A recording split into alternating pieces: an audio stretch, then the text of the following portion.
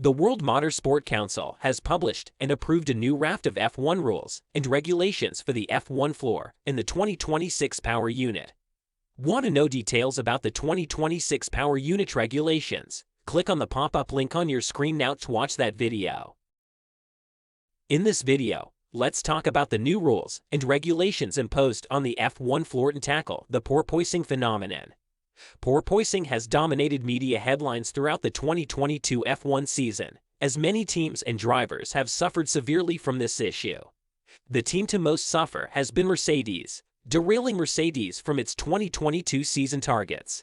The bouncing effect was so severe at the Azerbaijan Grand Prix that it led to Lewis Hamilton being unable to get out of his Mercedes cockpit after the race. With all these happening, the FIA has decided to intervene and take necessary actions to avoid health concerns between the drivers, but introducing a technical directive and taking the TD into action in the Belgium Grand Prix.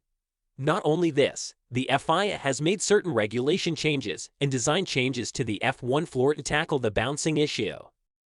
What are these revisions, and what's the impact on teams from these revisions at this time point? First, let's talk about the changes introduced within the F1 floor regulations. There are 4 main revisions made, which are needed to be adhered from 2023. The first revision is to raise the floor edges by 15 millimeters. The second is to raise the height of the diffuser throat. Third revision is to increase the stiffness of the diffuser edge. And the fourth and last change introduced to the regulations is to add an additional sensor on the floor plant to monitor the intensity of the bouncing on the cars to a more accurate level. These are the 4 changes introduced to the regulations of 2023. Until the 2023 cars take it to the track in Bahrain pre-season testing next year, it's difficult to know how much of an impact these revisions will have on tackling the porpoising phenomenon. But these changes to regulations has provoked sudden controversy within the paddock, with the teams suffering less from the bouncing effect standing against the regulation changes.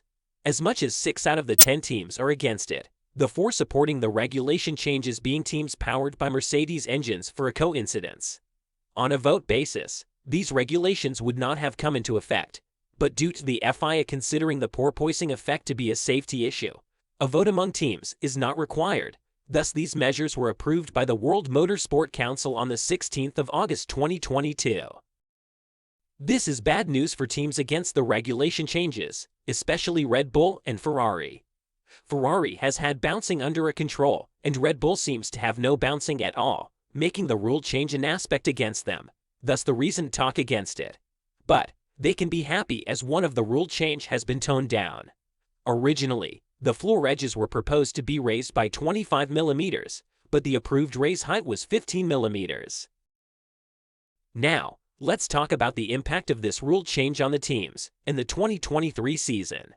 The team to be most happy about the rule change is going to be Mercedes, as they have been pushing the FIA towards these regulation changes. But that's a talk for another video, so make sure you have subscribed to our channel to be notified of our future uploads.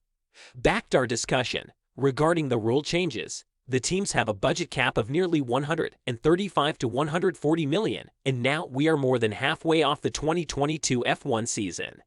This means that most teams will have already designed their 2023 cars to an extent. This rule change now means that teams will have to make design changes to suit aerodynamics to the rule changes approved, which can make smaller teams hard to reach the budget cap.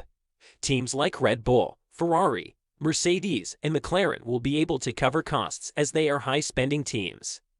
But the teams spending low, like Alpine, are the teams to struggle the most with the late approval of rules package. McLaren technical director James Key suggested that probably something like April would have been the ideal time for changes of this size to be agreed given the impact on all areas of 2023 car design. Meanwhile, Alpine Chief Technical Officer Pat Fry, speaking ahead of the rule changes, said, "For us it is engineering resource. We've clearly got a lot smaller aero department than the 3 above us, and the one we are fighting with, they are all bigger than us.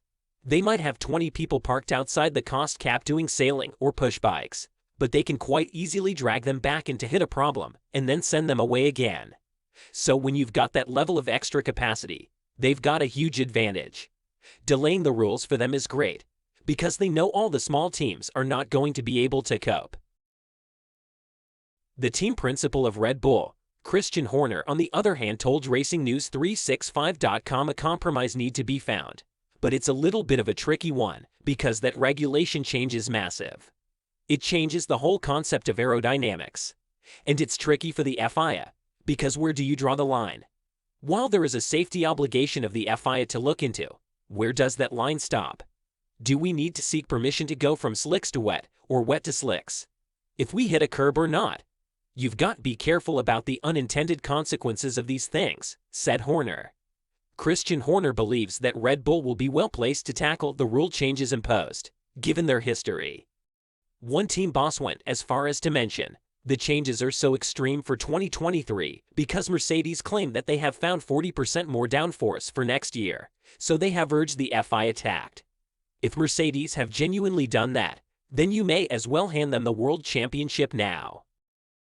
Despite those comments within the paddock, the FIA said last week, it is the responsibility and the prerogative of the FIA to intervene for safety matters, and the reason the regulations allow such measures to be taken is precisely to allow decisions to be taken without being influenced by the competitive position each team may find themselves in. What do you guys think? Do you guys think that these regulation changes will be helpful in tackling the porpoising effect? Are these regulation changes in place amid driver safety regards, or do you think that certain teams are manipulating the FIA to influence its competitive position? Let us know in the comments section below. Want to know what's happening in the world of Formula One? Click on the video link showing up on your screen now.